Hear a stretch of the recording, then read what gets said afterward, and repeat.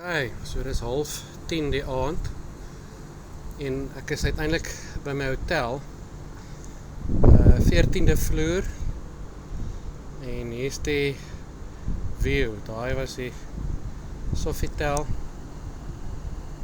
en hierso is die Sheraton en al die ander geboue in Bangkok. En ek moet sê, dis lekker doodstil. Ek hoor niks nie. Okay, so hier is die hotelkamer in Bangkok. Kombuis met 'n yskas en 'n eetkamer. 'n Sitkamer met 'n lekker leer sitkamerstel. En die view oor Bangkok stad. En dan hierso is een badkamer met 'n stort. Hier is een slaapkamer.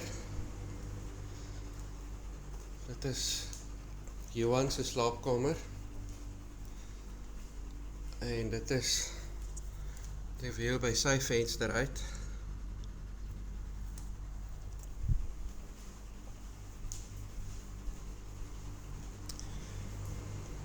En dan is dit my slaapkamer met 'n ensuite badkamer, stort, wasbak en 'n stoepie.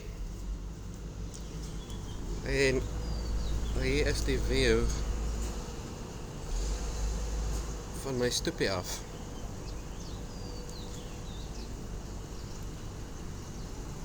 En hieronder is die hotel se swembad. So dit is Bangkok. Kyk al die piesangbome. So hier is die hotel se swembad area en die gym. Water is baie lekker. So 'n oulike Thai pavilions. En hier is die gebou op. En daar heel bo is my kamer. Okay, so hier is die laundry room. Hier koop jy vir jou goeders nou. R1 is omtrent 2 baht. So detergent is R10. Heel alles deur 2. Hier is die wasmasjien, is R20 vir 'n wasmasjien, R30 vir 'n tuimeldroër. En hier koop jy die tokens om jou klere te was. Een werk nie. Hotel in Bangkok, Teja Hotel, hulle is net besig om die vuilgoed weg te ry. Ons kamer is lekker daar heel bo.